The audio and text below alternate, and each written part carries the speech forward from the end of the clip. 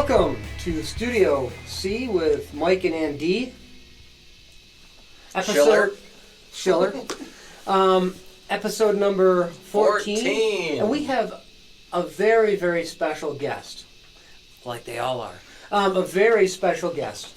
And his name is Bluesdad. There you go. Dad. Welcome. Thank you. Welcome. How are you, man? Good. Hello, my name is Bluesdad, and I'm just a dad who likes the blues. I thought you loved the blues. It's always like, I like that. Look, I like the word like. I considered that. Should it be loves the blues or likes the blues? I was like, likes has a little bit more humility, more humble, you know. Okay. I'm just a dad who likes the blues. That's kind of my motto every time I play somewhere. Yeah. And I love it when people imitate me. I've been doing this enough, playing around a bit, that people get up to the microphone and they go, Bluesdad, and they say, I always wanted to do that. You know, I figured that was the right pronunciation. And, You got it. And enunciation. You got it. Yeah. You got it down, man. I mean, it's a very long U. So, you know, I met you at an open mic. Yeah, I'm trying to remember which one. And that was at the Oak. I was going to say the Tap or the Owl. The Owl. Okay. The Owl. Years ago it was the Lighthouse. Okay. I met you at there, and then you saw me playing in Detroit at a Yes. at a little festival. Yes, we were both playing that festival, and I think you played the next day. I came back the next day, and I was like, oh, I know that guy from the Owl. Yeah. And what city is that in? The Owl is in Milan. Milan, that's right. Yep. Yeah, not Milan. Not Milan. Not Milan, but Milan. And, you know, you've got such a great personality. I think we became fast friends. Definitely. And thank you for being here. Oh, I'm happy to be here. Definitely happy to be here. This is my third podcast, so I was on a podcast. I was on a podcast with pretty popular podcast out of Oregon called Welcome to the Woodshed with Travis John. Okay. And great thing about these podcasts is that, you know, we became friends. Like I texted the guy, and he's a cool guy, Travis John. So, and then I just was on a podcast like a week ago that's coming out on March 27th called Vehicle City Sound. Where's that out? And that's based out of Lansing. And Okay. I found out about that one through, I saw that Jackie Daniels was on that, and I reached out to it. They do a lot of, both Welcome to the Woodshed does only males, only men, and mostly country. Okay. Vehicle City Sound does men and females, male and female, and mostly country too, but, and they're visual. Whereas Welcome to the Woodshed's just audio. Mm-hmm. So then I'm like, dude, I'm coming on this one. And it's related to coffee, number one. Yep. I get to hang out with Michael. I already know somebody from it, you know. So I had a really good experience with the first two. But I'm like, dude, it's building up to this. That I get to be in person, not on a call, not on a phone or a Zoom call. And I'm like, I get to play the guitar, and it's more improvish, which is what I like. And I don't really know Andy that well, but after we spend an hour today, I might get to know him a little bit better. Now's the time. Wait, I sent you the script. Oh. So, you know, maybe we'll put some links down below of some of the other podcasts that you're appearing in so people can check it out. And then speaking of links below, you know, tell us about if you have any gigs coming up soon. 2 weeks, after 2 weeks. Yeah, this show will come out 2 weeks from the time we're actually taping. Yeah, This is live on tape. We are live on tape. I have a really cool show coming out in May 3rd, which is at the SHAC. I'm not sure what that stands for, but it's connected to the River's Edge something brewery company or something out of Milford. Mm-hmm. Okay. And so that's a ticketed event, $10. Michelle O'Neill is a very popular singer who I think she's going to be on a Songwriters in the Round at 20 Front Street or whatever coming up. And so she's going to be there. I'm going to play with my good friend Doug Larson, who I've been doing a lot of shows with. Right there in Milford, it's going to be a tough day for me because we had planned this for a long time, and I'm looking forward to playing this. And then I found out that my son's graduation from MSU is the same day. Oh man, It's a lot. So like I'm gonna go to see him graduate at 12:30. We have a little family dinner afterwards. I'm gonna have to like cut out before it finishes, and then I'm gonna end up at in Milford playing this gig that I'm really looking forward to. And it's also, the cool thing about it is that it's raising money for the arts program that they have there. very nice. So that's pretty cool, and I thought it was kind of like it kind of all fits because my name is a Bluesdad, and there's many different ways you could take it. You know, I love it because you can have fun with it. I've always wanted to have a shirt like said something like I made my husband a blues dad, or I made my dad a blues dad. I mean, there's a million jokes you could, as family, you could fool around with it and have some fun. But also, a blues dad can be a person who's like kind of a teacher role model person that kind of like shows you the way for the blues or whatever. And I like that role too. So, and cutting out on my son's graduation get together party a little bit later because I got to play somewhere. Fits right into the whole name and the role. It does. And It does. I like to, my boys are 21 and 26 now, and I like to tell people that, I like to tell everybody they're a blues dad. Like if you're a blues dad, is one of the things I say on my YouTube channel at Bluesdad. But like if you have kids and you're like, man, I got to go to work and be away from them, and I can't, I got to work late, and I'm gonna miss half of the soccer game, and that's being a blues dad. That's because you love them so much, you can't spend all the time with them, and that gives you the blues. You're a blues dad, but if you're like me, and your kids grow up to be big and strong, and you're like, dang, you're taking up the whole couch, they're eating up all the food in the refrigerator. Where's that last piece of pie? Oh, yeah, and you're a blues dad too. So it can go both ways. That sounds like a great song. Yeah, I do have. I have one song that I wrote for them. Believe it or not, there's a popular singer out of the Ann Arbor area called Jill Baker. And I was seeing her for the first time playing at this feminine energy thing that they have going that Candy runs out of, Candy Frederick runs out of Ipsy Ale House, which is a real cool thing. It was the first time she was doing it. Yeah. And I didn't know Jill. I was just sitting down, and because I talk a lot, I was like, getting to know her. And she was giving me a hard time. That's when I knew that I loved her. That's when I knew Jill Baker is awesome. Before I even heard her play, because her music's great and has a lot of humor in it, which I love about that. So I'm explaining to her, like, hey, I came out with an album for my wife called Songs for My Wife, and I'm telling her about the album, and she's like, let me get this straight. You mean to tell me that your name is Bluesdad, and you came out with an album for your wife, but you really don't have any songs about your kids, but you're called a blues dad? Shouldn't you be blues husband? Yeah. I'm like, oh man, who is this woman? I just met her, right? She's giving me a hard time. Then I get up and hear her play, and I'm like, I got the whole picture of who Jill Baker is, and she's awesome. That's all I can say. Well, we'll keep an eye on her on Facebook and see when she's playing. Yeah. She's. I know she plays solo a little bit, but she's part of a band too. So yeah. Do you know the name of the band? I don't. Is it the Jill Baker Band? It's not. I don't think so. Viewers out there, if you're listening, please comment below.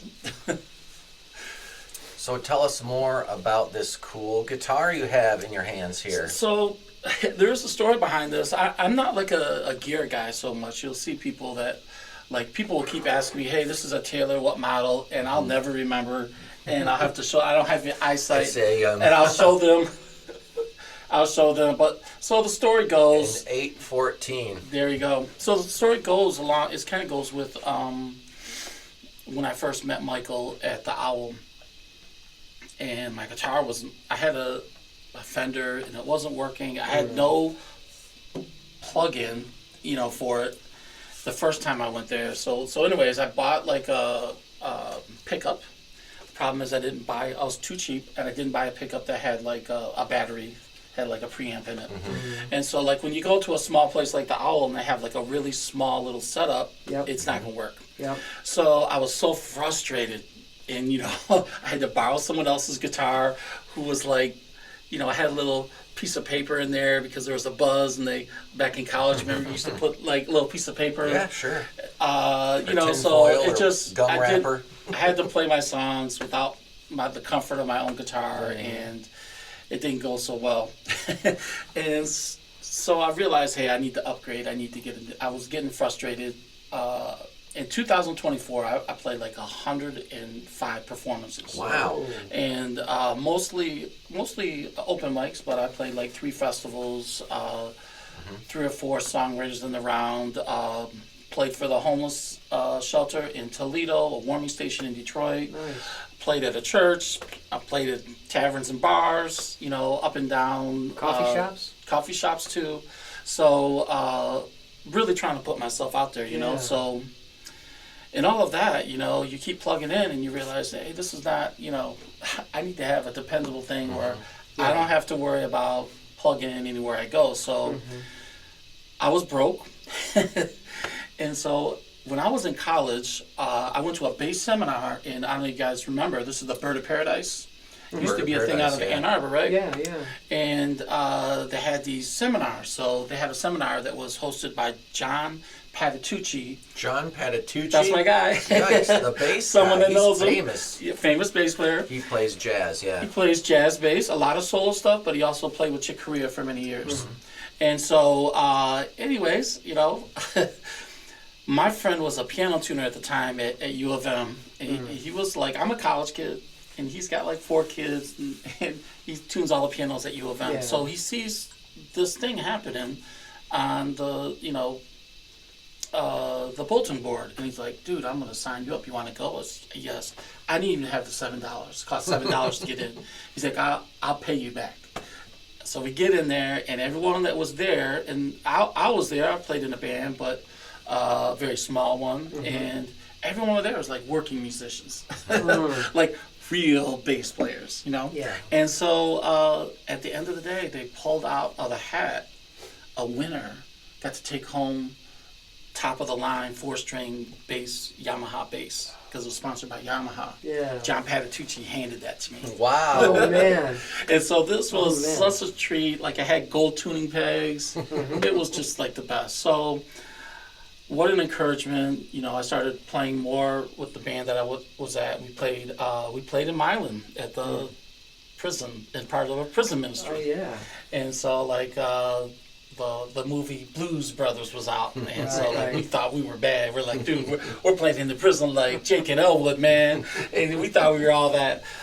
So You were. And but yeah, so we played about 12 times in our little band. About five of them were in that facility, and so later on, fast forward, I played that guitar, that Yamaha guitar, at a church for 10 years as a bass player. Love that, but felt like I got to move on from contemporary Christian music because I'm blues, like I got to do my own kind of music and play the music I write, not something someone else wrote. Right. So fast forward, I'm playing all these places and feeling frustrated, like oh man, if my guitar is going to work or not work. So I sold the Yamaha bass that John Patitucci gave me to get this guitar. And I won't tell him. it's rough, but yeah, it's one of those things where, if you have, I never wanted to be this guy. I never wanted to be the guy who had 10 guitars in his house and only played none of them, or maybe one of them. Guitar I'm owner. like, if I have them, it's okay to have guitars hanging on the wall as decorative things. I have some of those. I have a Telecaster hanging on the wall. I have a work of art that was created. That's a mosaic guitar. That's amazing. My aunt's a mosaic artist. Nice.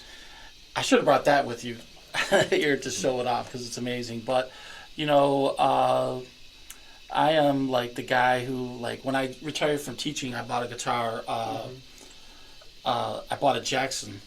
Okay. Just because it looked good. Never played it. just like it's shiny, it looks cool. I want that. That's a good I'm shredder's. treated- It's a shredder's I know. guitar. So when I get it, I'm like, I don't know, like I'm not really It like looks a fast. heavy metal guy, Yeah. but maybe that wasn't the right guitar for me. But I still love it, and it looks cool. I play it from time to time, but Not necessarily a blues guitar. it's but not.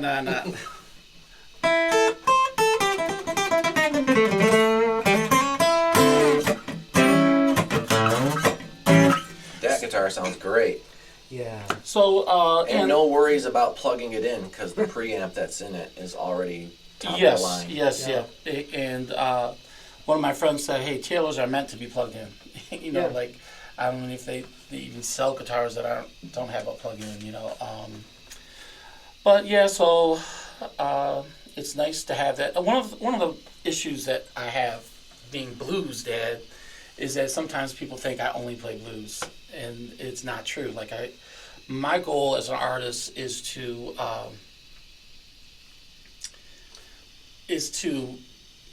live up to the descriptive things that I found that make up Americana. Yeah. And I think a lot of artists don't do that. They kind of have like they pick one of them and they kind of stick in their zone. But you know, Americana, I never even heard of the word. And looked it up, and in the dictionary, it's like blues, country, bluegrass, folk, gospel. And I'm like, dude, I want to be all of those. You know, like I don't want to just be one of them. Right. And so I don't necessarily, my music doesn't necessarily have like and some of them artfully, Americana artists are able to like blend them all together. Right. That's not me so much. But I like to try to have songs that fit into all those categories. Nice. And lately I've been doing a lot of, I like country. And it's just kind of the direction I went. I don't know why. But You just play what you love and you play what you feel. I told my dad, I was like, Dad, you know, remember all those hee-haw things we used to watch as kids? I used to watch that. Me too. Some of that's coming out now in my songwriting, you know, like, so yeah, it's fun. Tell us, okay, when you write a song, do you write the lyrics first and then the chords, or do you write the music first and then add the lyrics?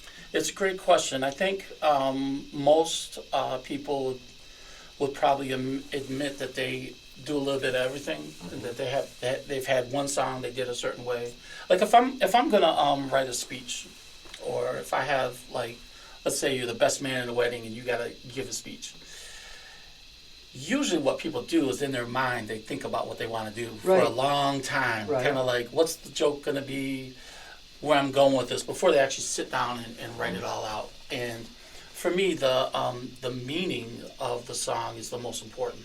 Yeah. So like I'm not very good at someone giving me a prompt. My wife signed me up many years ago and said, hey, and promised her girlfriend that I would write a song for her new baby. And I was like, oh, don't do that. And I did write one. It sounded too much like Blackbird by the Beatles.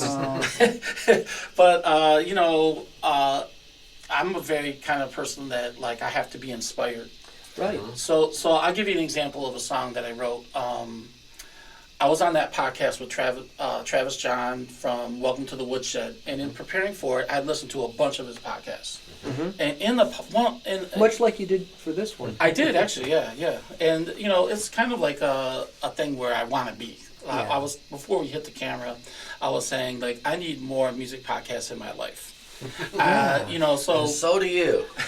no, it's true. I mean, we really kind of have to like the way all the cable news shows work. Yeah. They repeat the same thing every 30 minutes. Yeah. And you can get stuck watching it over and over. And I really want to get less all the news and politics out of my life, and really be able to enjoy listen to these podcasts. All the ones that I've been on have been awesome. Yeah. Where hey, we're just talking about friendships, Yeah. you know, camaraderie. Yeah. And that's the part that I love about music. So I'm listening to Travis John. He mentions in the song, he's like,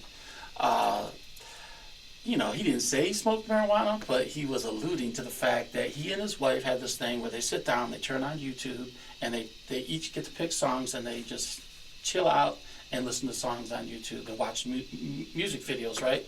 And so, but he never really said that he smoked marijuana, but he insinuated it. And so about the third time of him doing that, because I watched like 40 episodes of his podcast, like a lot, right? So about the third time he had mentioned that, I was like, in my thought, it just popped into my head, I don't smoke marijuana, but I hang out with people that do. And I was like, dude, that's gotta be a song. It's gotta be the you know, name so of a song. it's gotta be a song. Now, how in the world did I write it? It's hard to even remember.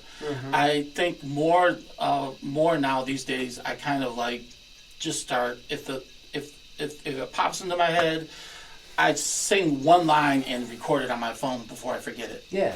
Then I go back and try to do it. But a lot of times I write songs, like I was in my, one of my best songs that, you know, when I play it, people are like, did you write that? Or is that a cover? I consider that a compliment. But so a lot of times when I'm writing songs, I'm trying to think of, I already started a song with E, had another song with A, you know, like, why don't I start with C? And so I try to do something different. So I play C, E minor, F. And I got that groove going. And I was like, man, I love that groove. And so I just started to...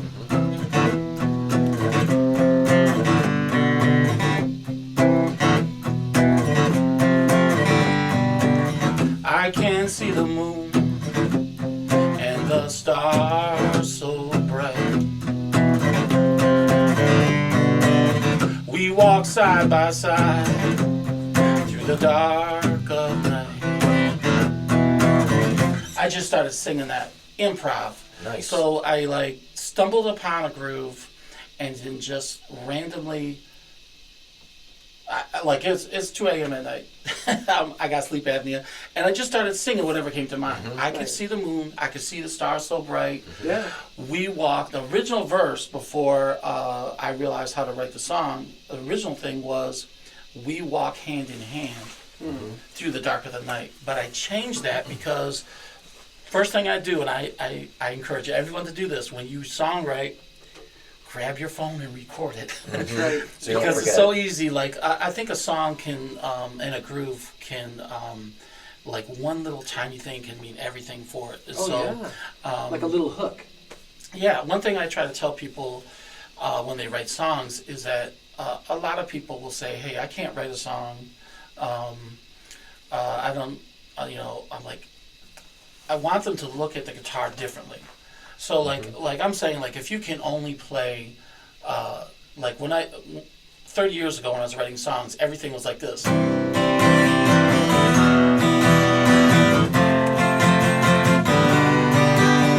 Now those are the same chords that I just played you. Right. You got C, E minor, F, and G.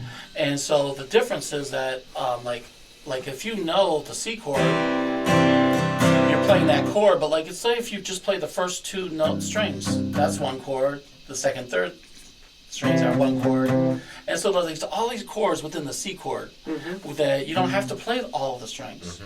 And then I always have my guitar up on the wall in my house, and when inspiration hits. Nope, that's not where I was going with this. But when people come over to visit, visitors come over, there's always like a 2-year-old kid that walks up to the guitar, which is hanging on the wall, and does that. And so I call that my 2-year-old chord. And so like when I was a teacher in Detroit for 25 years, and I tried playing some of the Temptation songs, and it didn't work out too good because I don't have the right vocal range. But in researching, I realized that there's just a lot of little. I'm doing this, so on this groove, I'm going down. I'm doing that 2-year-old chord in between the things, so but you can't tell it because it's might be really short and muted, so it's.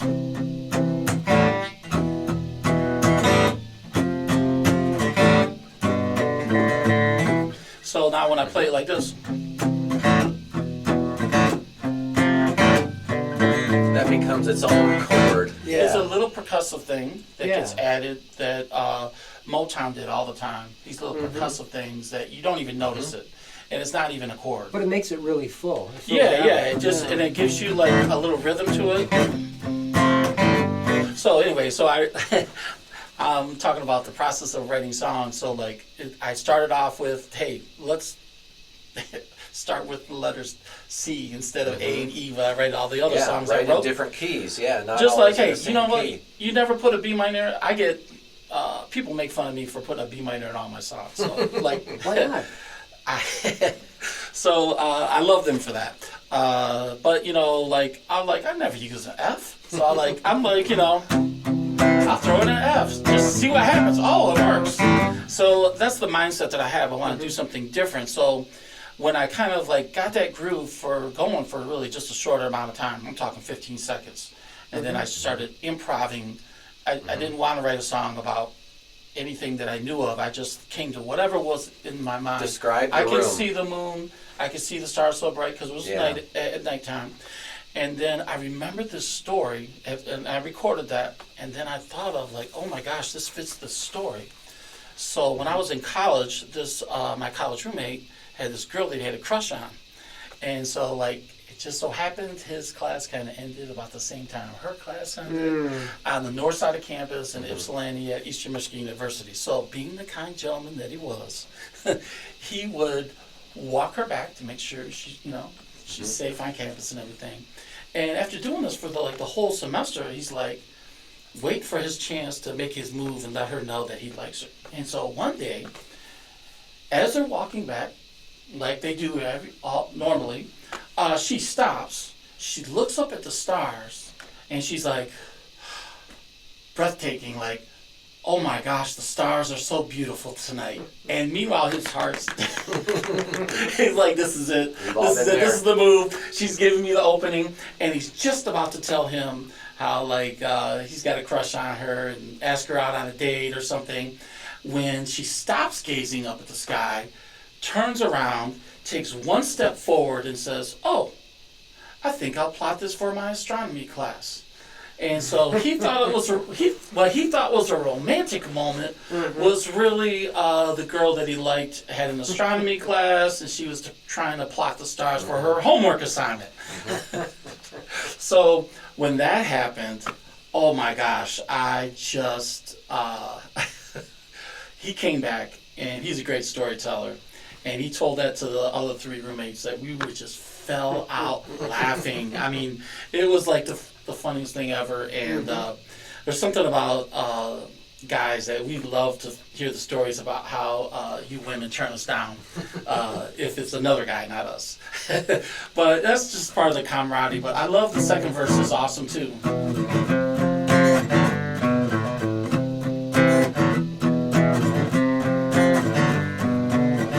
I can see your hair glistening in the light.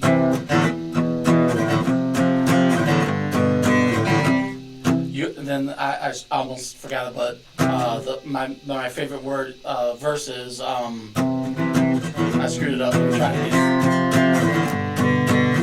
Your words float in the air, and silence is my flight. I love that line. I just love that. Like all the years of me being an English teacher, your words float in the air, and silence is my fight. Yeah. And this song ends up being a song about, do you like me as much as I like you? Yeah. And then the verse, the first, there's a little E part. It's talking about. I'm trying to remember it out of order, but you don't know what you see above. You see constellation, and I see love.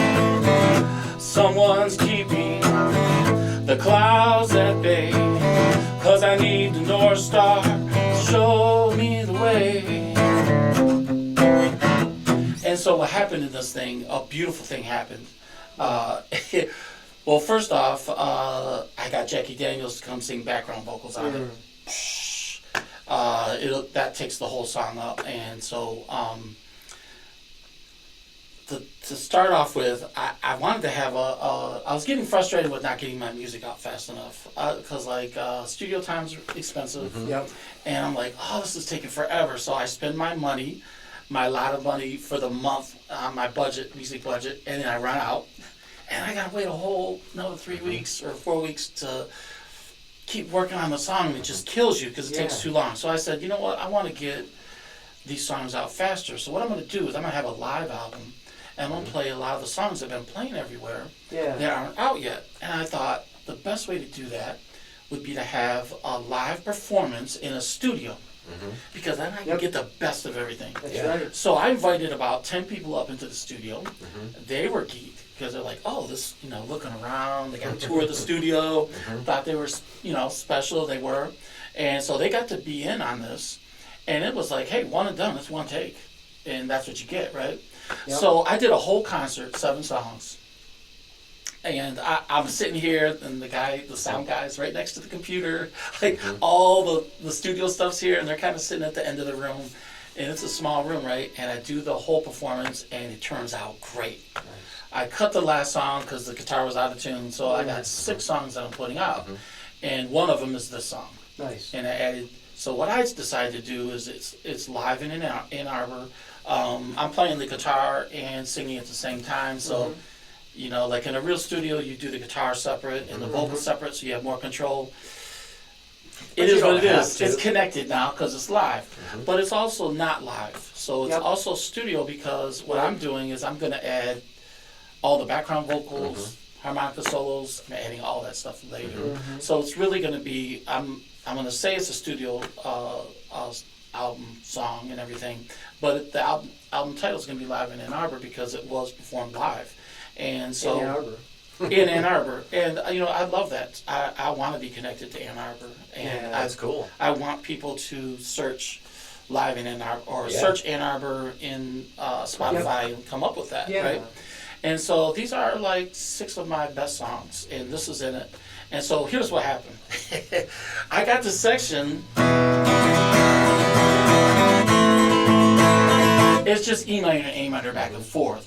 And I had no idea for a solo. Like I had some guitar parts like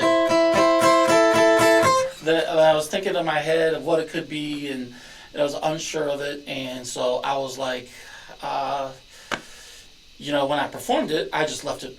I'm just strumming. It's like kind of like a build. After the first 2 verses, you kind of build up, and it's like, wandering in the wilderness in the storm, and you're like, your feelings and like solo this moment. goes here. And the solo goes there, right? But it still sounds good, just acoustic. You're just kind of getting into it. But there's a guy named James Humphreys, and he plays harmonica, and we've run across. I've come across him at Trinity House Theater. They have an open mic twice a month. Right. And I see him sit in and play with everybody that gets up there. He's one of those guys. I think I'm a good harmonica player. I took lessons from a professional harmonica player named Peter McHat-Ruth 30 years ago. Oh, yeah. And so learned how to bend notes, and I learned Whammer Jammer of Jake from the Jake Giles band many years ago at about probably, I could play it up to speed, but you really got to play that song with a band. I learned that. Yeah. Like, it's meant to be played with a band and not by yourself. But so I learned that note for note, but I was like, James, like, dude, I got this part in my song. It's just E minor and A minor. Like, what harmonica should I use? Because I tried a few of them and it didn't work. And I got to tell you this. You'll appreciate this, Michael. And Andy, I think you will too. One of the funniest things I ever saw was I was just reading, like, I don't know, I saw it online.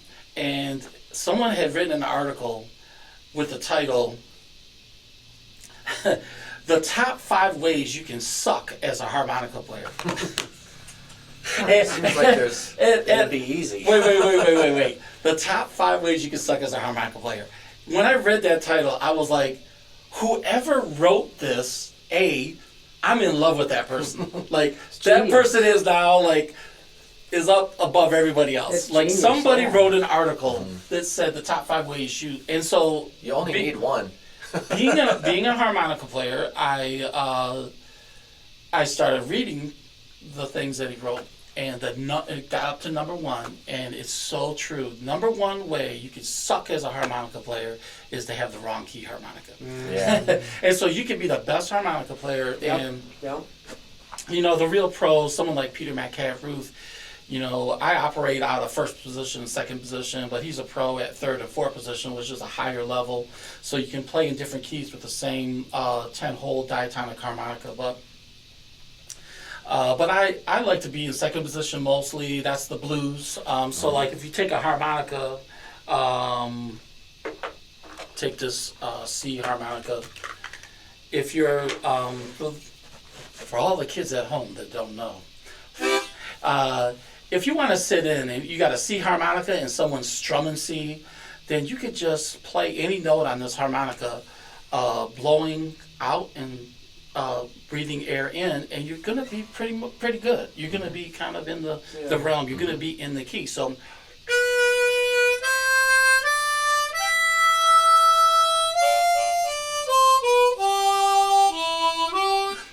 That's first position harmonica. I usually think of that as like campfire music, right? Sure. And so there's a lot of popular harmonica things where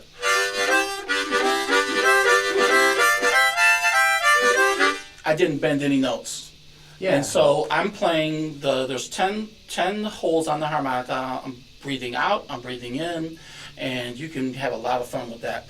But there's another whole world that opens up if you play harmonica, if you bend notes. And so that's one of the things that Peter Metcalf-Ruth taught me how to do, is to bend notes. And that's so like,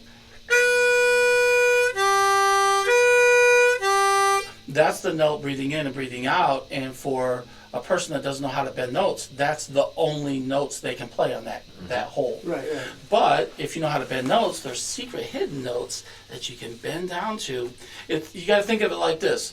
If I say, hey, I want you to be a piano player, you can play all the white keys, but you're not allowed to play the black keys. You could do a lot of cool music on just the white keys. Sure. But, you can have some fun with the black keys too. And so...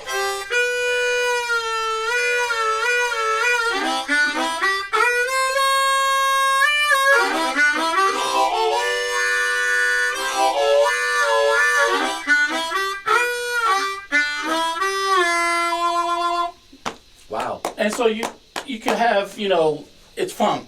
Now, on a harmonica, you bend the notes down, whereas on a guitar, you bend notes up. Did I get that right? Well... You make the notes go flat when you bend on a harmonica. I'll tell you what, I will, I might get the words wrong for this, but I will teach you a secret. If you're out there, kids, if you're out there and you're trying to bend notes on a harmonica, I would say, if you want to start off with a C harmonica, go up to the fourth hole.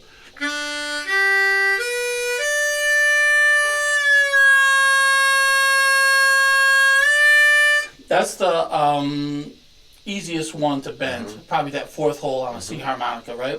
And so how do you do it? The answer is E-oo.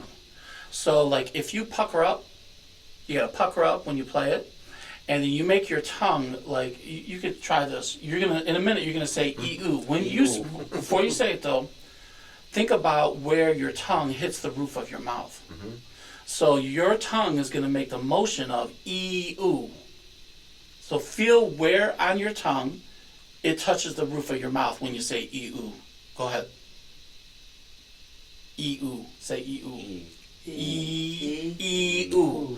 So the whole key to bending notes is E-oo. Now the problem is that when you say E-oo, you're not sucking air in. If you want to bend notes, you have to suck air in on the bottom 6 holes. Okay. Like if you're trying to bend notes blowing air out on the bottom 6 holes, you're not going to do it. And so I've just given you like a big step. So it's on the inward breath, not on the sucking air in.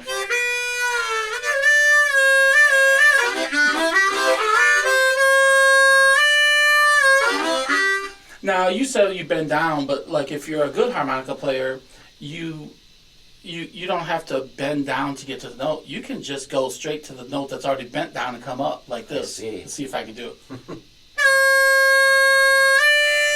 I started down and bent up. So what you said is I get it. a little bit, but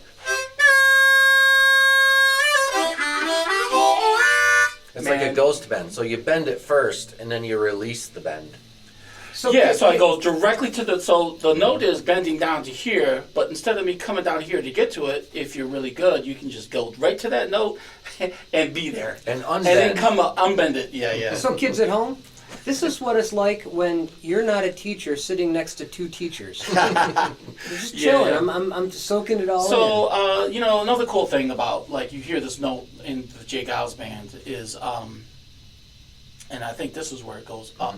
So, like I said, if you want to bend notes, and the hard part, really is, and it's difficult, is to go E-oo, but you're doing the motion that your tongue says when it says E-oo, but you're like this, and you're sucking air in. So now it's like,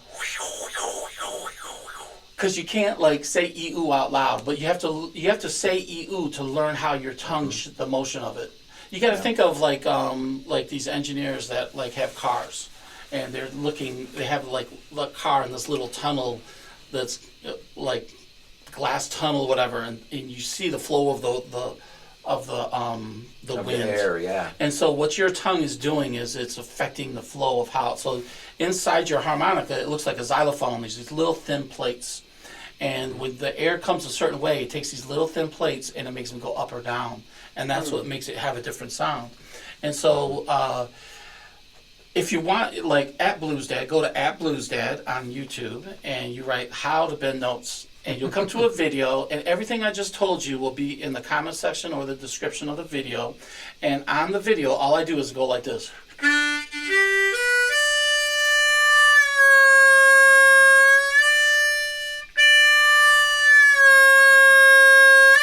And so what I'm basically doing is I'm telling you which harmonica I'm playing, because if you got the wrong harmonica, you're not going to be able to do it.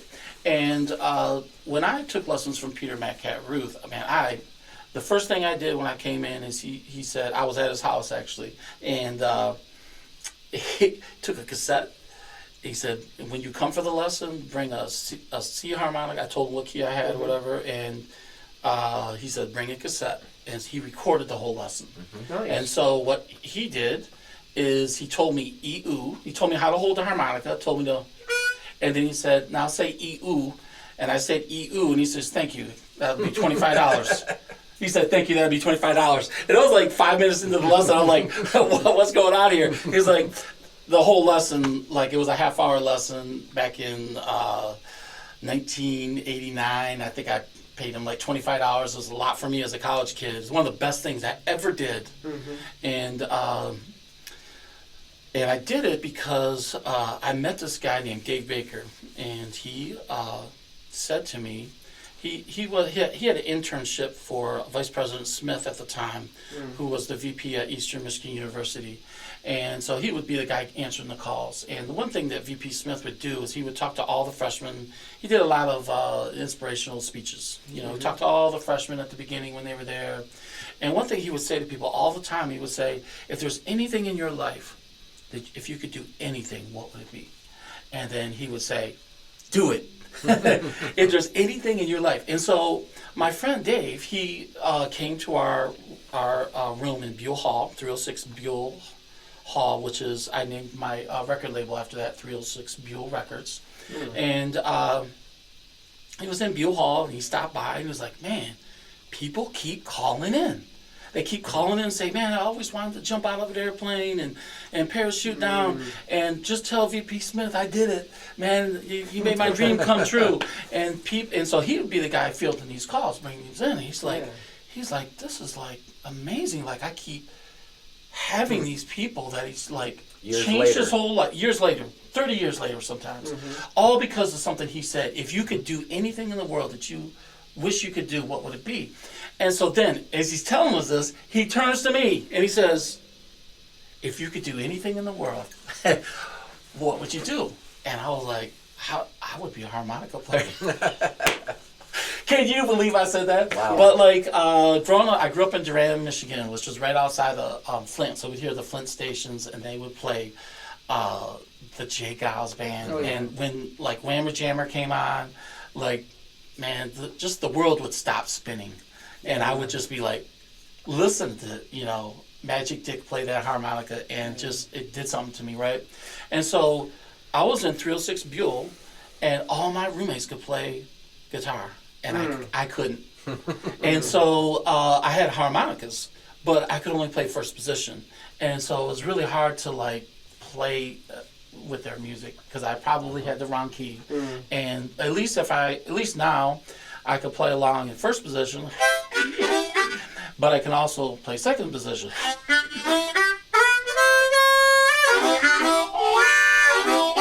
And so I was like, man, I want to be a real harmonica player. I want to be like the blues guy, like Jay Giles' guy, Magic Dick. So I said that. And so he says, like, well, why don't you do it? And I said, I don't know anybody. Isn't that what we do when like someone challenges you? Yeah. You think of all these excuses. And so you know what he said? He's like, well, I know this guy named Mad Cat Ruth. And he played harmonica on my mom's children's album. I guess his mom had a children's album. Oh. And I was like, yeah, but I don't know, like, Yeah, but I don't have his number. I don't have his number, like, like, and he's like, now this was before Peter Mad Cat Ruth became a Grammy Award-winning harmonica player, and he was already internationally known and famous, big time, when I took lessons from him, but even more so now. And so then he says, well, why don't you look him up in the phone book? I was like, I don't know his name. His name is Mad Cat Ruth. They're not going to Mad Cat Ruth. He's like, well, I think his first name is Peter. I was like, why don't you look up in the phone book Peter Ruth? I was like, he's not going to be in there. We stupid. Back in the days before Google and all this stuff, we had these big phone books, and like about 90% of it, would be like the yellow pages, which is all the businesses, so you could find someone to fix your cement work or whatever. Or pizza delivery. But then there would be like a little the white pages would be residents, so you could look up someone's phone number.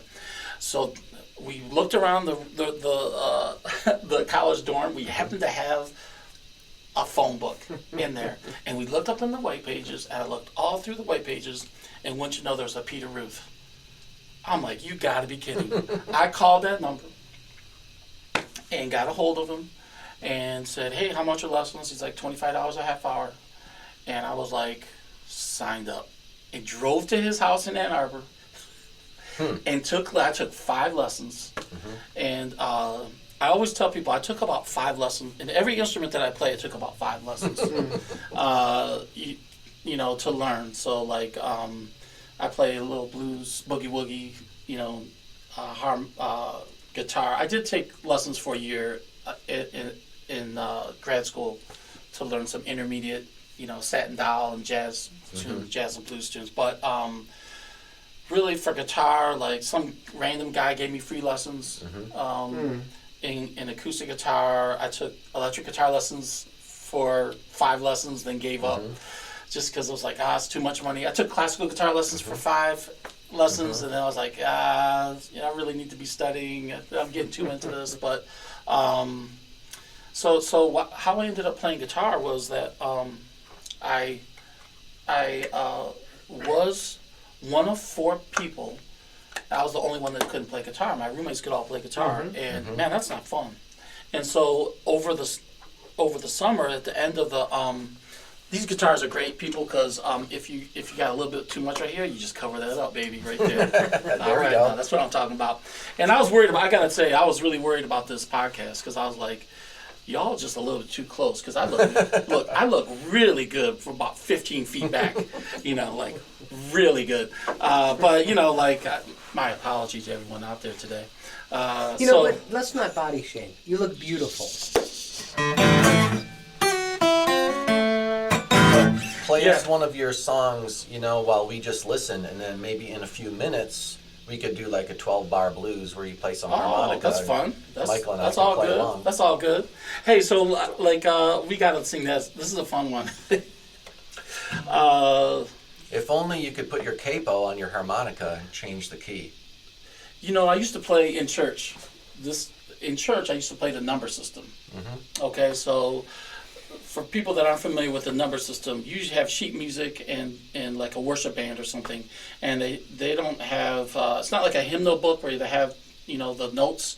It's just the words, and then they have the chords above it, right? And so the deal is that vocally, the worship leaders like to change keys a lot because they might have a key that they can sing better in. Yep.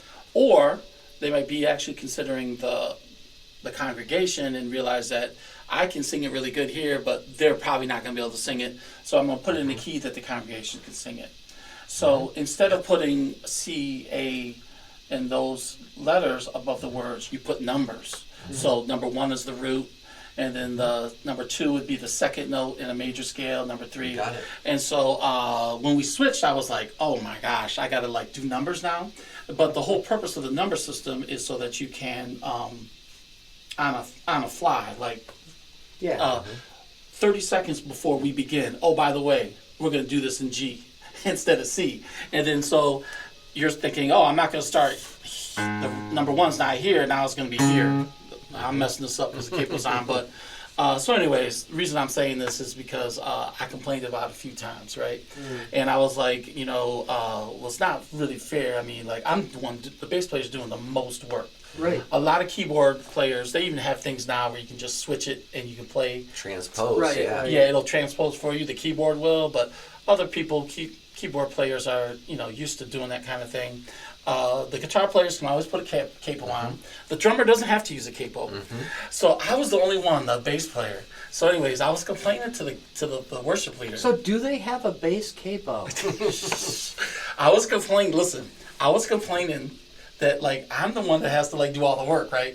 They did the number system, but I'm really the one that's doing all the work. Yeah. Because everyone else just puts a capo and all this, right? So the guy turned around, he's like, put a capo on your brain.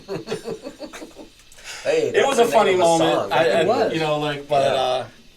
Yeah, so If you're John Patitucci, you don't have to worry about a capo, but now he's not the same as John Petrucci. That's a different guy. Hey, and by the way, I know I can name, while you're tuning, I'm going to name my favorite 2 harmonica players. I'm all yours.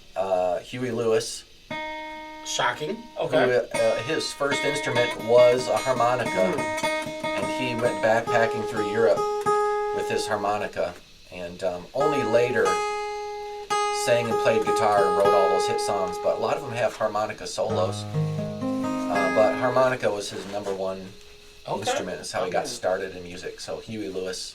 I respect you for that. I never saw that coming, but I'm dying to hear number 2. The blind guy, Dale. Remember the stories about Dale, the blind guy? Yeah. He played violin and he played keyboard.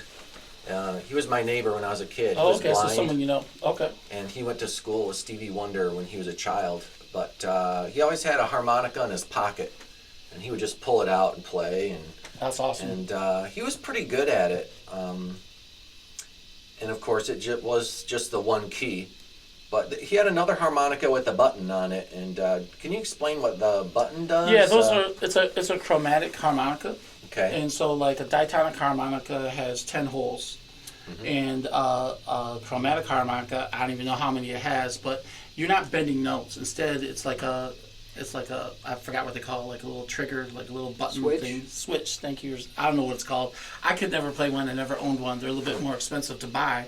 But you look at Stevie Wonder, he's always playing these chromatic harmonicas and use this little slide thing that, so he's not ever really, he can bend notes. He's played harmonica solos. He sat in, if you hear a harmonica solo on an album somewhere, it's probably Stevie Wonder. Unless it's Huey Lewis. I'm saying the guy has sat in and played harmonica solos on way more people than he's probably done on his own albums. He's done a lot of session work with harmonica, which is really cool. But a lot of times we know him for the chromatic harmonica. And the cool thing about that is you can just play every note. And so it's a little different. You're not ever bending down to something. But you're sliding it. And Toots Thielman uses that, and a lot of people that might want to play something jazzier, because with the diatonic harmonica, even if you can bend notes, even if you know third position and fourth position, you're still kind of limited. You got 10 holes. Right. What if the song changes key? Then you got to. Sometimes people will have the two harmonicas that can go. So I have to say this because a lot of times I'm taking you somewhere, but then I never get to where I was trying to go. But earlier I was talking about the solo from my song "I Can See the Moon." Yeah. And I mentioned James Humphreys. The deal with James Humphreys is that he told me what key harmonica to play to do the solo over the E minor, A minor section, which I needed. And he's like, and I like he told me in like 20 seconds. So I was like, I got a part in a song. It's got an E minor and an A minor, back and forth, and I need to do a solo over that. And without pausing or anything, he's like, an A minor harmonica. I've never owned an A minor harmonica, ever. How about a B flat? I have one of those. A minor? Oh, sorry. Never mind. It's not a minor though, but yeah. So A minor. So there's major and minors, right? Yeah, but I did own a B flat harmonica. Sorry. Nice. Major, but so an A minor harmonica, I'm like, some of these harmonicas are tuned differently, so it's not like you don't have to bend down to get to all different kinds of notes. Would you use a C harmonica for that? For what? For the A minor? Are C and A minor the same? They're different. So long story short is I played over the E minor and A minor, and then I hate to do this, but when I got back into the groove, so it was like I managed to get a solo from that, but then when it eventually comes down. Comes back into this groove. So it's really big and it just drops out down to this groove. And that's where that A minor harmonica, when I was playing C, E minor, F, G, that's when that thing just came alive. And it's like I had like the greatest musical moment in the studio where what's cool about it is the harmonica's good. It's not spectacular. It's good over the E minor and A minor, and my intention was only to play over that. But in the studio, I was like, dude, I'm gonna keep going. Right at the end of that thing, I got a hold of at least two notes, and it just continues on, but then the whole music just drops out low and gets this rhythm going in again. And I'm just saying, it's really special. I think it's one of those things where the song is a good song. You add Jackie Daniels' background vocals, it makes me sound better.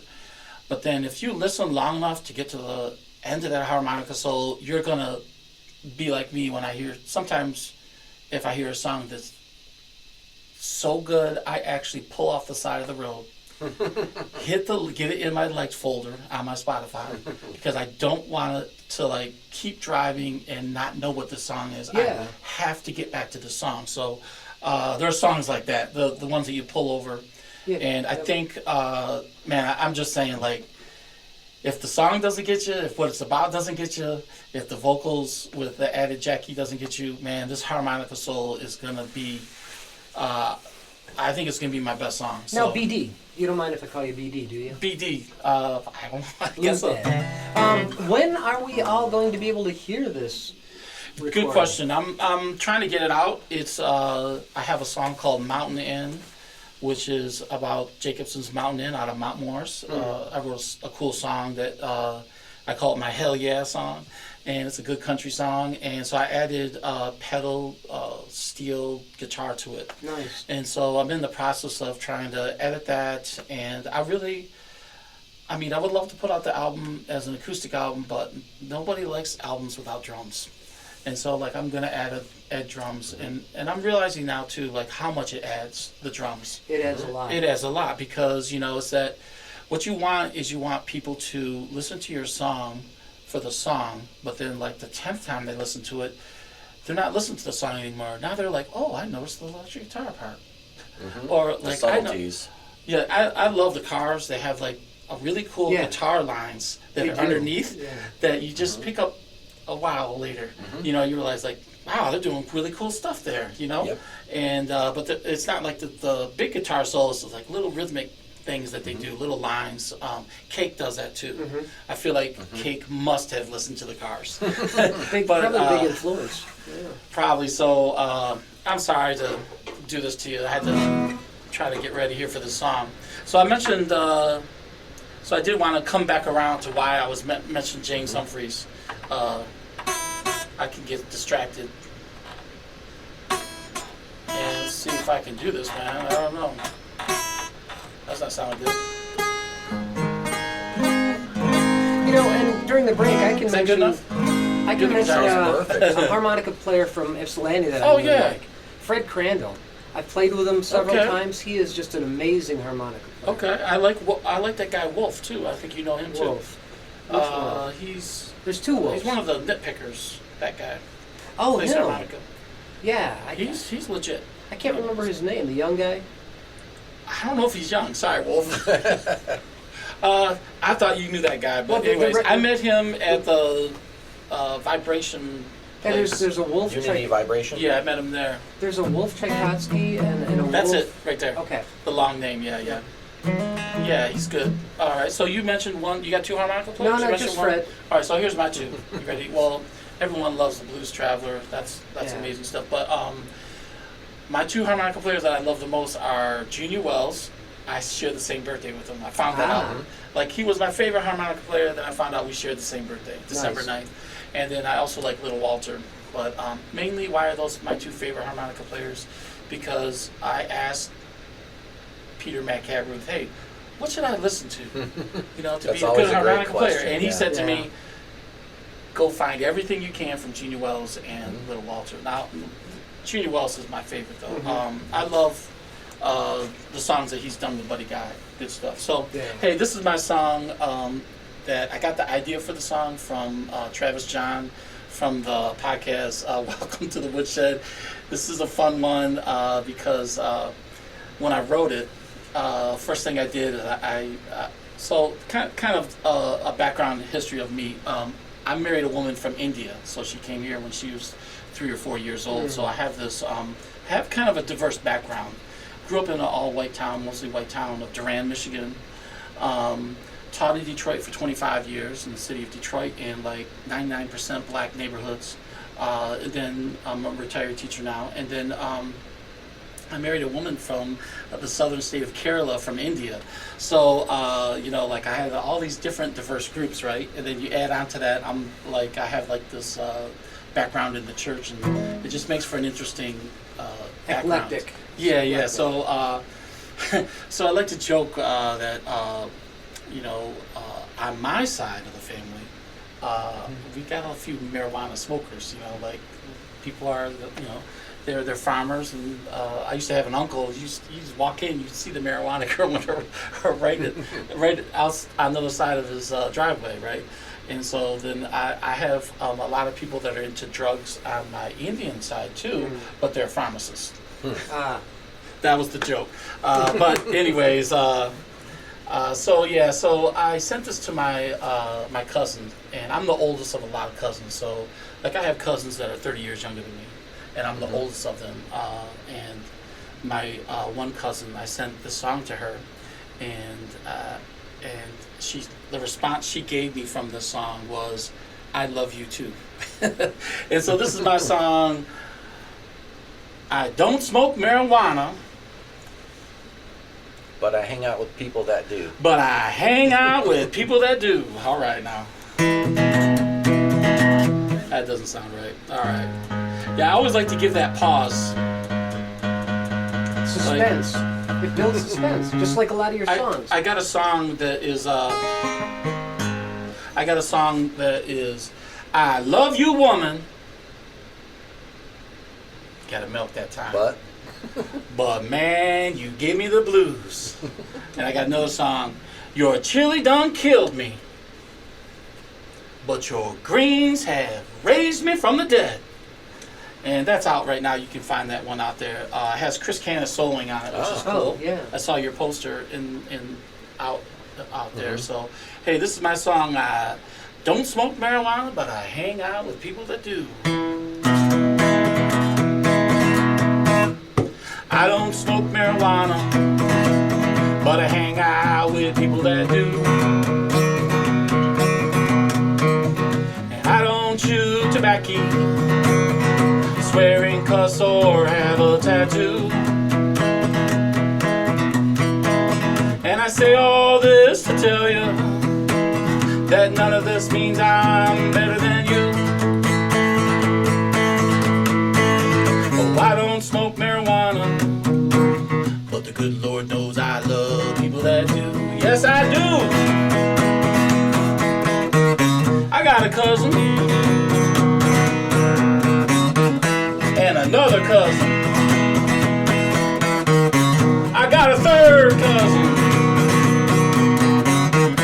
I got a lot of cousins. I got an uncle and a few friends who like to have a little toke every now and then. I don't smoke marijuana, but I hang out with people that do. And I don't chew tobacco, swearing, cuss, or have a tattoo.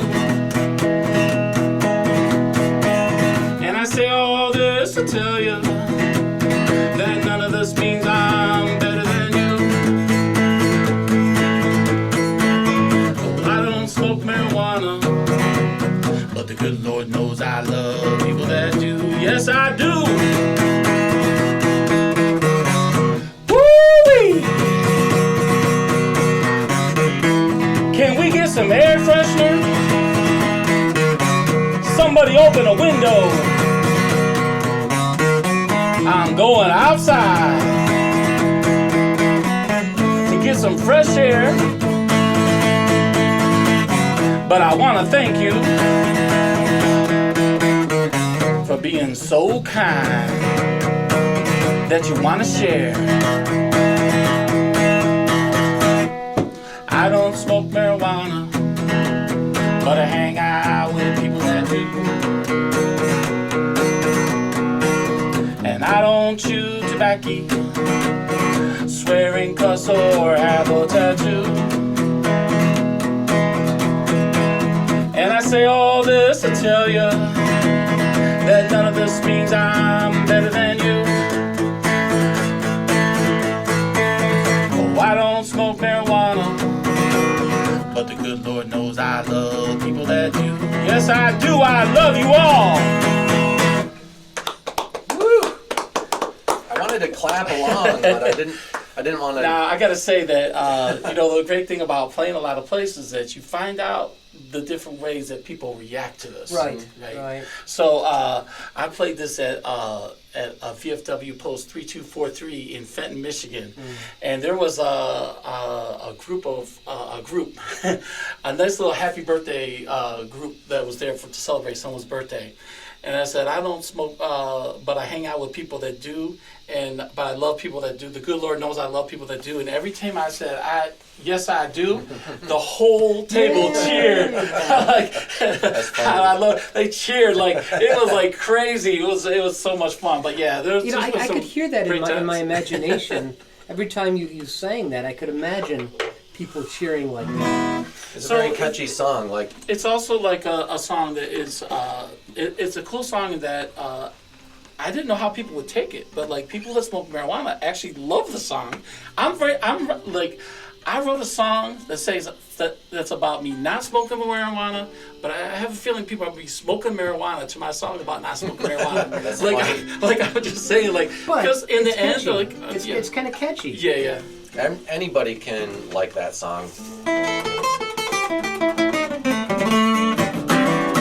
You always know a real classical guitar player when they got the fingernails, man. I do have the nails going. That's awesome. And has the guitar perched on the leg. And I always sit like this when I play because it's kind of my training. But every once in a while, I'm feeling lazy if I hold my guitar like this. So I love finger picking guitar, and I bought this. I told you that I was trying to impress my roommates. Yeah. I couldn't play guitar, so I went home that summer, I practiced a lot, and then I went and just bought a random book that was like a a Mel Bay finger picking style country blues thing. And in it, this guy named Fred Sokolow, he took the styles of famous old time blues players and put them into one song.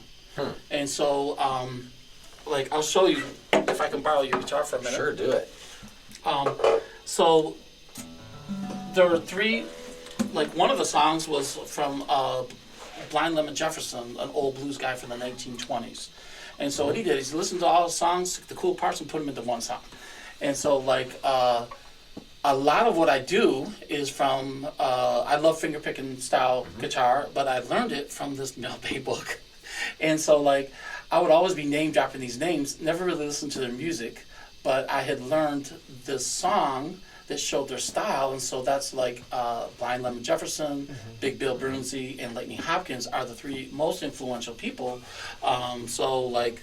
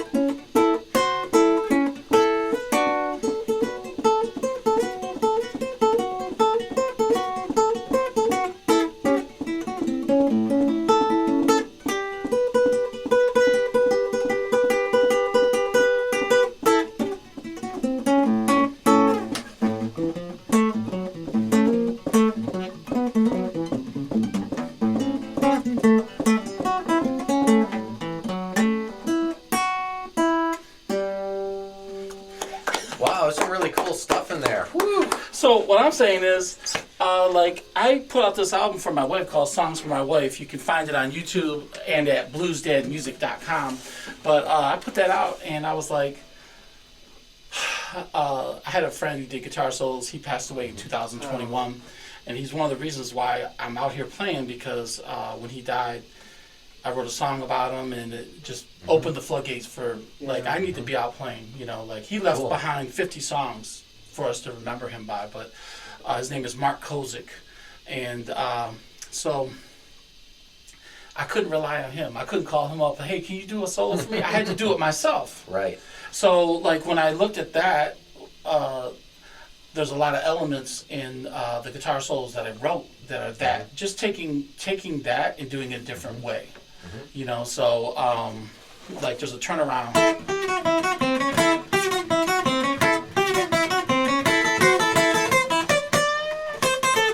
So basically, that turnaround's done once, and I just did it a bunch of times in a row. You know, and there's a part like added that, and a lot of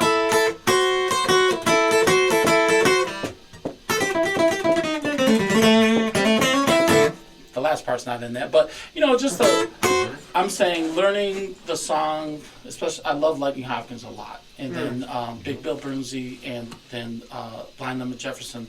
Learning those songs to try to impress my roommate and say, hey, I can be a guitar player too, gave me a roadmap for the blues. Like, it taught me that, like, oh, like I can take that, and then that's in the key of E, but then I can move it and use it too over when I play songs in the key of A. And so it was just kind of showed me, like, I know my pentatonic scales, that's always good, you know, but I was like, started to see patterns in different ways of things. So I don't consider myself like a guitar soloist like that, but I can do a few solos, and it's because of having this background. It's what makes me unique, you know. Like, but I would always tell people, Andy, that I would always refer to myself before I came out with any music. I would call myself an everyday guitar player. Mm-hmm. Okay. And I used to play that guitar. I had a classical guitar. It was my favorite. I would play it every single day. You ever learn any songs by Mississippi John Hurt? That was in the book, and I started learning that, but let's hear it. He did like a lot of, he was a guy that did like a lot of finger picking patterns. I was about to say, is this him? He had I'm like sure a he little, played something like that. he had a little lick. Anyway, sorry. So But let's like, hear it, man. I'm just playing an F chord because the thing about his Oh, it's happy blues. the thing about his recordings that survive from the 1920s is he had a tiny guitar, like what we would consider like a 3/4 size guitar, and instead of tuning it to E, it was tuned up to F, and so all of his songs are in the key of F. And so if you want to play along, like in modern days, we would use a capo, unless you just want to hold an F bar chord all day long for every song, which is sort of a chore, right? Yeah. But anyway, he did a lot of, and he would sing over the top of it. Yeah. Just like kind of patterns that were going.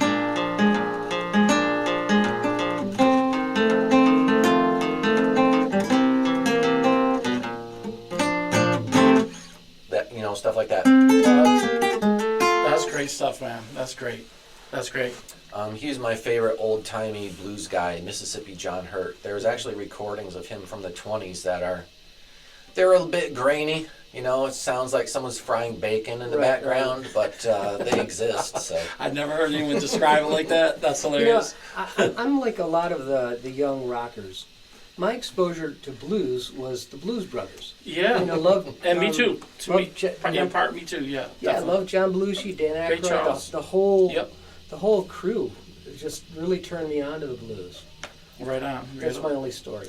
And and when you think about like the whole Blues Brothers look, they're just imitating the old time blues players. Right. Because they would be down in the country, they would put on their Sunday best suit and the hat, and so it's not the Blues Brothers didn't create that look. Right. They of course. copied it from the old course. blues legends that would dress up like that. But I like John Lee Hooker too. I have a John Lee John Lee Hooker song. Hooker's amazing. Yes. But one of the things they did talk about in the creation of the Blues Brothers was, John Belushi and Dan Aykroyd would always talk about the blues, and they had this great love of the blues, and so they wanted to start a resurgence of blues back into popularity.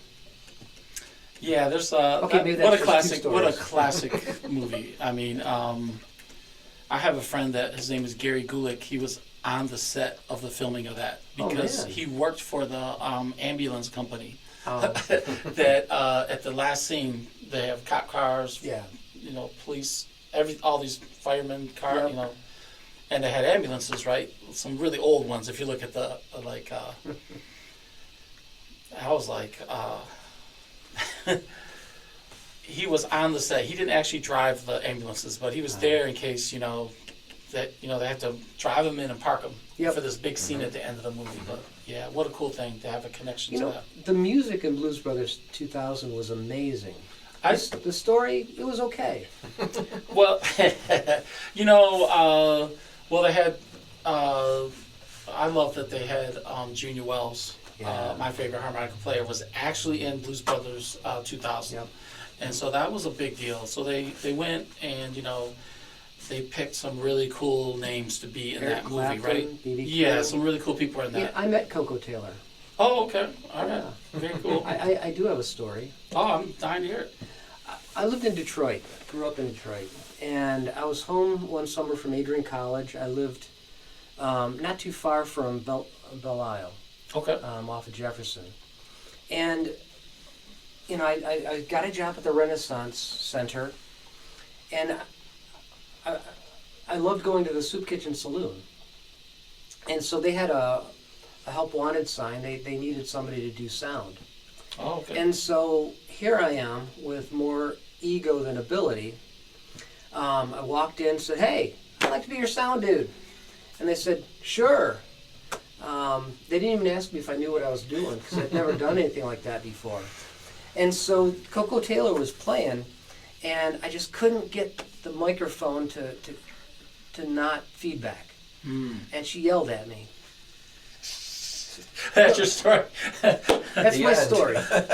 That's great. It's a story, and he's sticking to it. Yeah, so my big failure, no, I've had bigger. So But she was in Blues Brothers 2000. let's keep going. So we talked a little bit about your guitar. We got to hear this guitar played with the blues. What did you bring in, Michael, to demonstrate for us today? Well, Show and tell time. This is a beauty, though. Look at this this. was the I love the first good guitar I bought. I bought it from John Lowe. And since it doesn't have a brand, I thought I'd put on there GTR, because, it's a guitar. Yeah. It's a guitar brand guitar. And Snyder Barker's like a lot of letters. It's a lot of letters, yeah. Well, I do have a guitar that I put across the fretboard, Barks Tales. Oh, okay. Yeah. Very nice. And I've got this with a couple of pedals,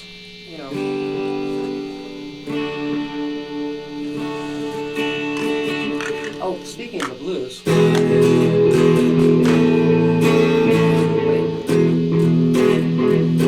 That's too much delay, isn't it? Too much echo.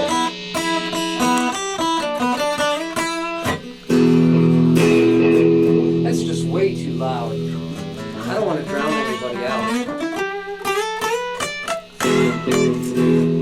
Man. Let's turn those off.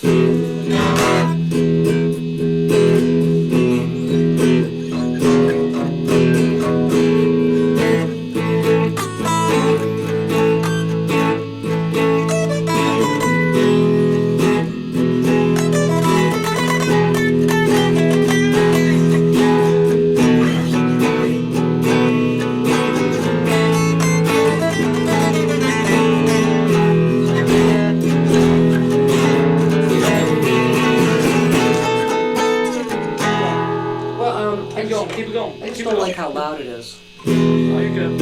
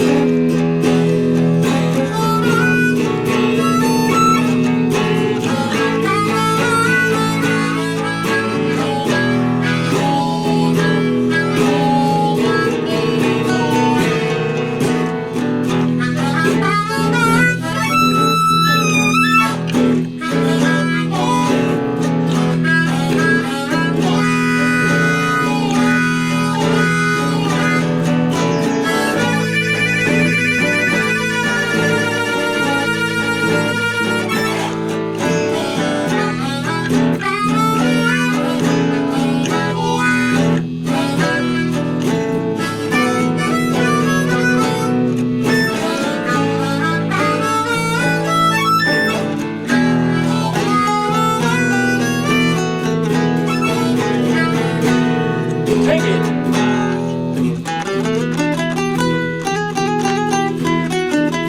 Oh, yeah.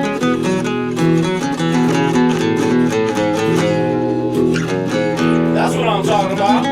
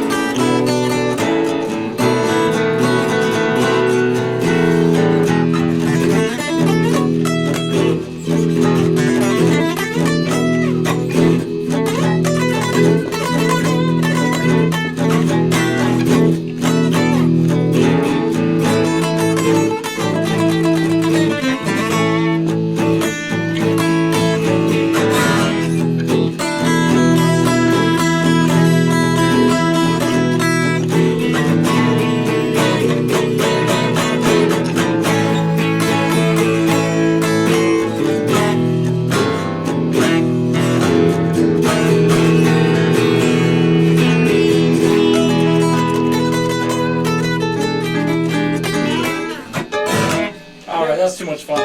Thank you. Good night. And this Les Paul copy is just such a nice blues guitar. It just is. Sounds Too great. much fun. I was like, it took me a while to figure out, man, Andy's using a pick over there on that classical guitar. Yeah, you know, That I do sounded the good, Willie though. That sounded Nelson, really good. Willie Nelson style, where you have your nylon string, you play with your pick.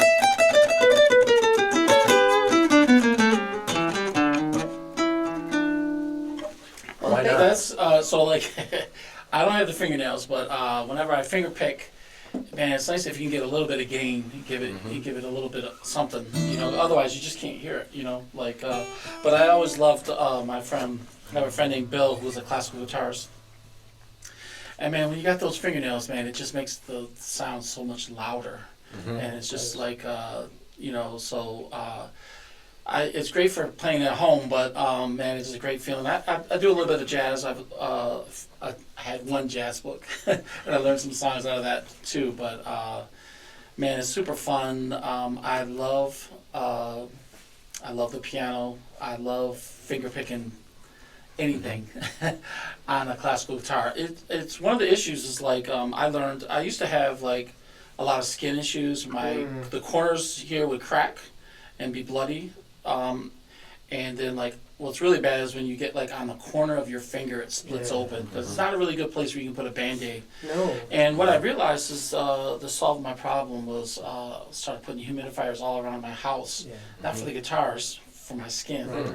And so like if you're one of those people that in the winter you have a lot of issues, and so one of the reasons why I started playing, like when I was in college, I would like try to learn the song I played earlier on this. It's just I started trying to learn the jazz songs and I was like, man, I can't like, it's hard. The classical guitar is easier to press them down. And eventually I realized, like, you know, there's a classical guitar, like, on the front cover of the instructional book for these jazz chords, because some of them were, like, hard to reach, you know, things like, you know, so, but, like,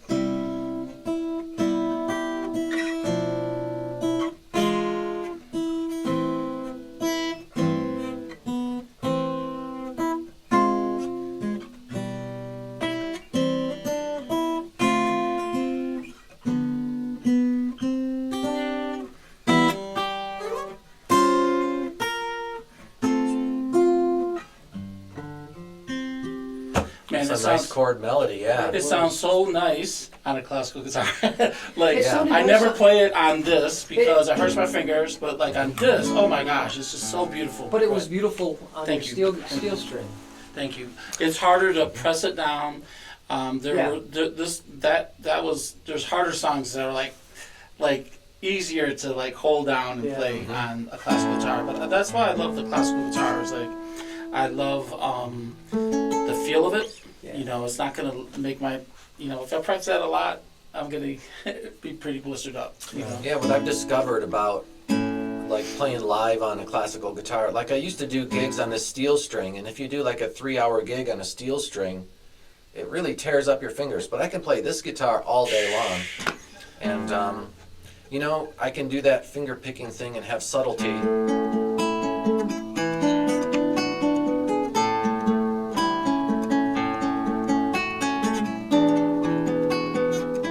I can have like a graceful subtlety, but you know, what if I want to do this? Okay, well, I can still do that on this guitar, you know, and it sounds a little different. I was always afraid to do that because I was like, I'm gonna break a string. But I have to say, in college, I could like look at the guitar and just watch the nylon strings pop, and I feel like they're making the strings better. Like I feel like the guy sold me the strings. He's like, this will never break. You know, there's a guarantee. You know, like but So you brought him they're in making next them better these days. But I'm always too afraid to like you know. Well, it's virtually impossible to bend on this guitar, but You did a little bit. a little bit. So there's kind of a resurgence right now of nylon string at the pick. I mean, ever since Rodrigo y Gabriela, now that's kind of flamenco-ish. And and he's using a pick there. But the guy from Polyphia has his new Ibanez nylon string solid body guitar, and everybody wants one because they're really cool. I just saw somebody with one. They're sold out. You can't get one. But, it looks like an electric guitar, but it's got nylon strings on it. Oh my gosh. James Hennis. Pretty cool stuff, right? James Hennis plays one. Okay. And he's with, they're a great band out of Ann Arbor. I'll figure out who they are in a minute, and I'll interrupt the conversation. Oh, okay. But cool. I have an old Chet Atkins solid body nylon string from back in the day, so I play that one. Maybe I'll show that off at the next podcast. But I play it Willie Nelson style, where Willie Nelson always plays a nylon string and strums his chords. So I strum chords with a pick on my nylon string, and I can do all the same things, but I can do some other things that you can't do on I can really snap the string and get real aggressive sounds. Yeah. I can do. That's where I started doing stuff like that a little bit, but not exactly like that. But yeah. So James Hennis is with a band called Head Full of Ghosts. Okay. And they're an up and coming band in Ann Arbor, and I got to tell you, they're amazing. Might have to have them on. I can contact James. Cool. I gotta say the podcast idea is too much fun. Like this is definitely not work. Let's say let's just hang out and play guitar and talk. I'll do Tell this funny stories. I'll do if I could do this every Sunday, I would. You know what I mean? Like we have me too. Yeah, I know. That's what I'm saying. I'm like, hey, No, but ready? you know how I'm cool like, it here, is? right here. Promise to you. You know how cool it is to every week come in and have a wonderful conversation with a good friend. And think about it. Like, what preparation do you have to do? Not really much. We had to set the cameras up. Okay, but I And the mean, lights. you're not like taking notes, like inside the NBA. Somebody's, Charles Barkley just shows up. He doesn't prep ahead of time. Shaq doesn't prep ahead of time. But there is one guy, Ernie. He's thinking some questions ahead of time. But you guys, just come, bring your wealth of knowledge and we share this love. We share this love of music. Absolutely. And we recognize that we can bring something that feels good to other people, but it especially feels good to us. Yeah, And definitely. for me as a therapist, this is my therapy. That's awesome.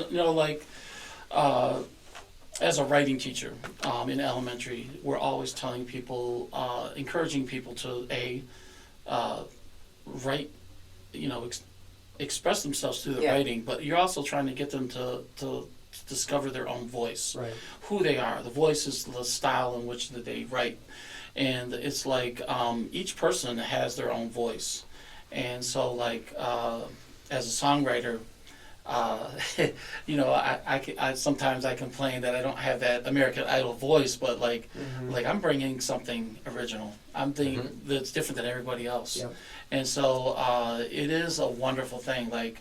I have this idea that kind of comes from my Christian faith that I share sometimes, and it's like in the Christian church we talk about that we're made in God's image, and that can mean like what people think of God can mean many different things. I could talk to some people and they could say, their idea of who God is hateful.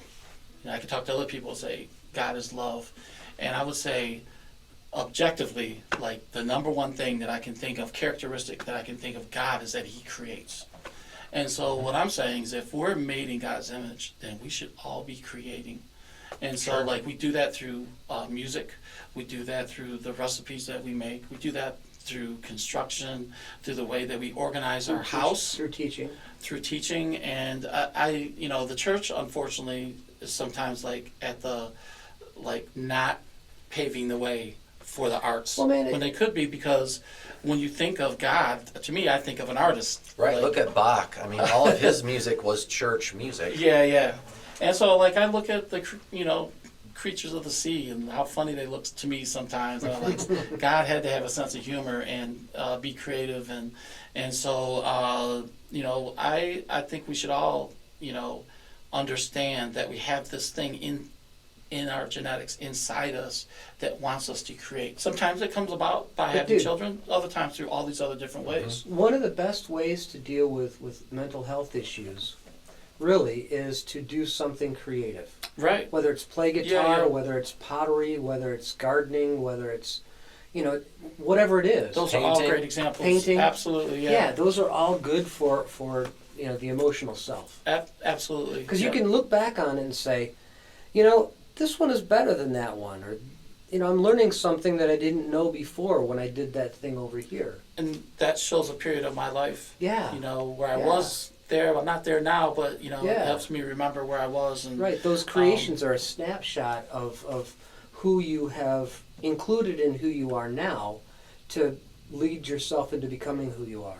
So my dad was an art teacher Yeah. and a potter, a really good potter. And my mom... Was his name Harry? He was, Harry the Potter?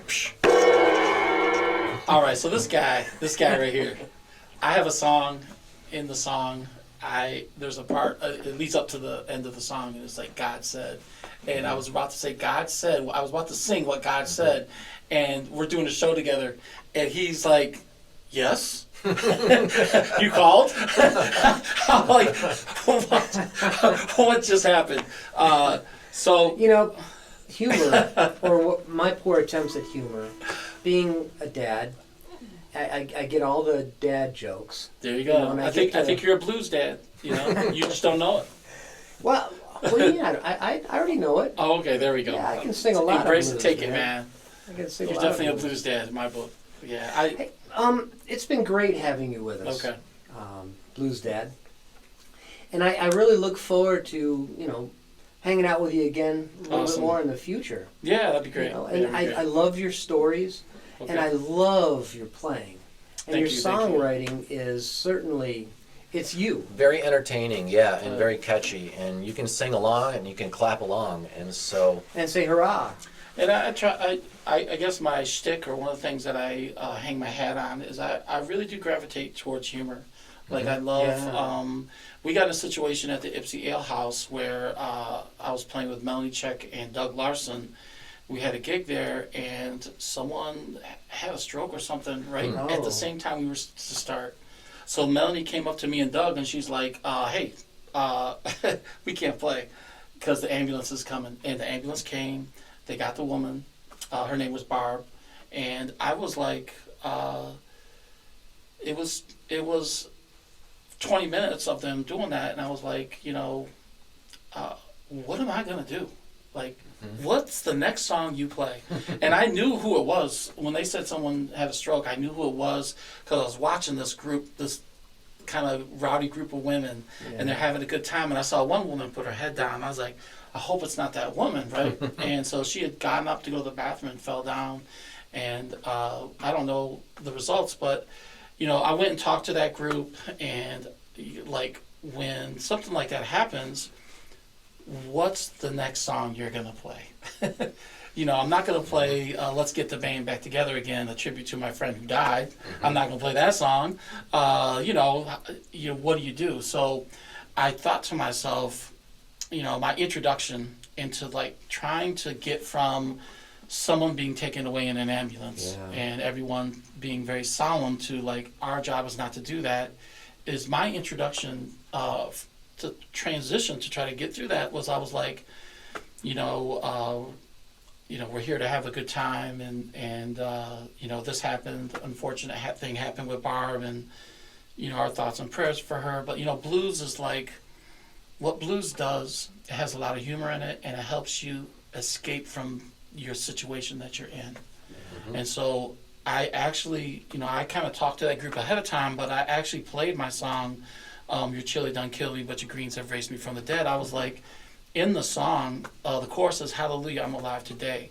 And I was like, I know it's a funny song, it's got some humor in it, but I think Barbara's going to be singing this song, singing that chorus, Hallelujah, I'm alive today. And so it's like, all three of us were like, we're in trouble now. If someone almost dies when you're about to start your show, that's a thing. Like, you got to think of what you're going to say. And so it kind of worked out. And I hope, Barb, if you're out there, we love you. I hope you're doing okay. And all the women that stayed behind, I talked to them, and it's great to see people out having fun. Having You friends. certainly are a people person. I am a people person. I just walk up to strangers and talk to them. So what are you going to play us out with? Oh, I would love to, one of the things I love to do is try to encourage, all my songs are about people. And Yeah. I don't like to, I like them all to be about people. But like every Americana artist or artist that kind of fits into the singer-songwriter, we all want a coffee song. Yeah. And so I was like, I can't write a song about coffee. I gotta write a song about people. And so it just kind of made me think that, if I was on a desert island and I could only take 5 songs with me, and, a deserted island, I'm gonna take 5 songs with me. These 3 songs might be one of the 5. And they're just songs that just have such deep meaning and are so meaningful. Sometimes you see a song and you're like, that person brought that into the world. That person could do no wrong from now on. No matter what happens in life, I think that person gets a pass on everything because they created the song. And one of it is the 3 songs is Steps by Lee Kitzman. It's a song, I went up and I was on his radio show. He's in Harrisville, Michigan, and it has a little small radio show, but it's really cool. He does a show I think it's on Mondays from 12 to 3 or something. Yeah. So we did what we're doing right now for 3 hours. And I just hanging out with Lee, and he's got a history in the blues, and he's got all kinds of stories. And I heard him perform. I was here, and he was right next to me. I heard him perform Steps live off his album, and I fell in love with that song at that moment. And he's since come out with it. You can find Lee Kitzman, Kitzman. And that's the name of his whole record. Yes, Steps. And it's a beautiful song about, steps are harder now that you're getting older. I'm 58, I'm getting older. The steps are harder, and just it's about wondering how many steps do I have left. Yeah. And, there's that. And then a second song that's awesome that I love that's so meaningful is Growing Pain by Jackie Daniels. And this song is kind of looking at, the hardships that you go through are growing pains. Mm-hmm. They hurt. It's tough to go through, but somehow they're going to make you better in the end. Yeah. And then the third one is a song that I fell in love with the story of the song. Is Doug Larson wrote a song called Coffee for Two, which was about a man who lost his wife of many years and is trying to deal with moving on in life without his other half. And I used to live next to a neighbor who, Frank and Alberta, they were married for 67 years. Mm-hmm. And when Frank died, Alberta cried herself to sleep every night. And I would go visit her, and I would get the sports page from her because she didn't need it anymore. Frank wasn't there, and it was my excuse. It was our excuse to talk to each other once a day when the sports came out. But man, I loved Frank and Alberta so much, and so I wanted to write a song. I wanted to give these 3 songs their props. Yeah. And so how this song came about though is a great story because I'm not good at this cable stuff. So what happened is I told you I have sleep apnea. And so I'm up. My sister lives in San Diego. So when it's 11 or something, it's 1 or whatever the time difference is. Yeah. So she can be up kind of late.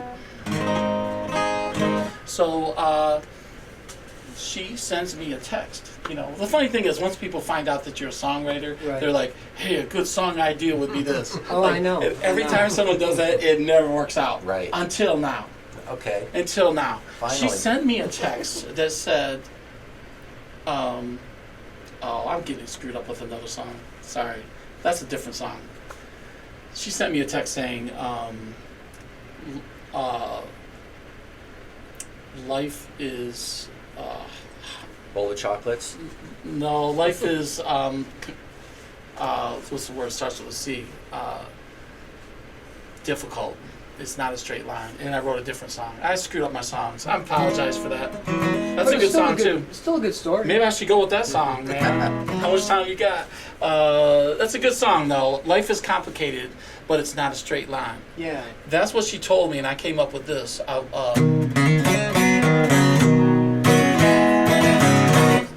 The road to life might seem narrow, but it sure ain't straight, no. I said the road to life might seem simple, but it sure ain't.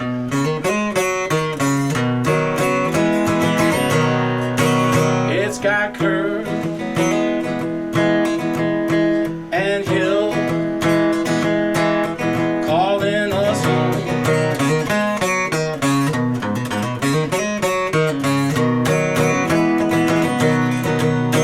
It's almost right. It's got a mind of its own. Anyways, that's the song I wrote based on that. Woo, But there you go. this is a different song.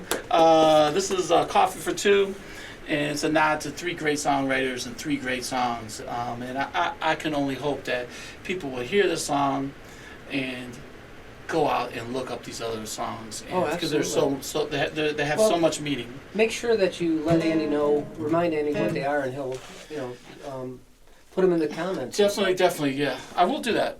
Yes.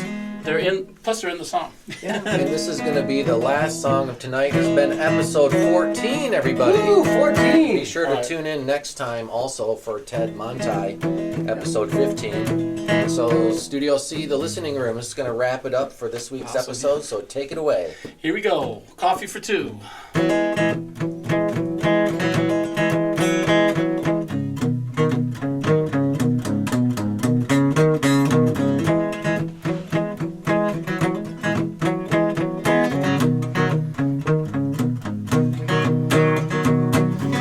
Kidsman on the WXTF radio show, playing his song Steps and wondering how many more. The world is hard, but love is strong. Doug Larson put it in a song about a man who lost his wife of many, many years, but he still makes coffee for 2. When the loss is terrifying, what are we to do? I'm making coffee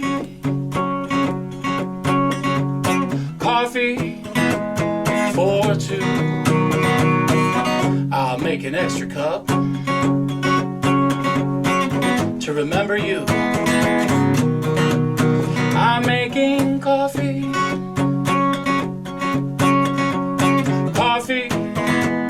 for 2. This is my life now. These are my blues.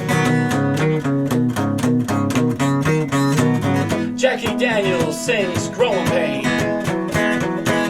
down at the Firebird Tavern. She feels the loss and longs for hope.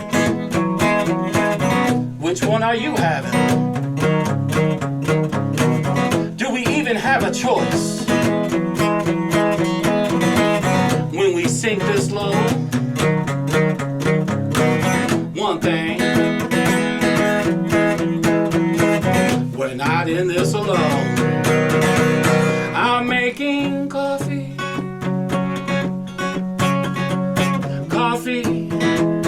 for 2. I'll make an extra cup to remember you. I'm making coffee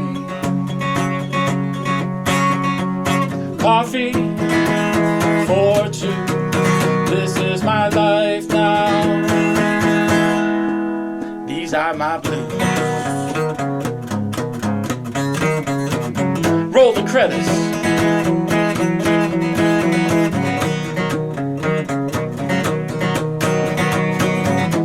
Steps by Lee Kitzman. Growing Pain by Jackie Daniels. Coffee for Two by Doug Larson.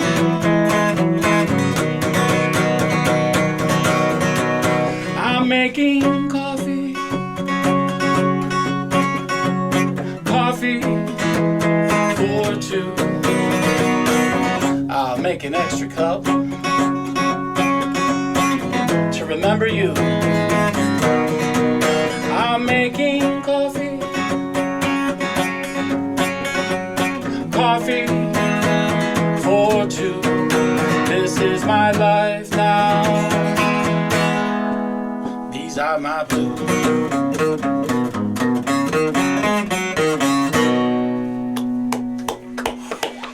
Bluesdad, everybody.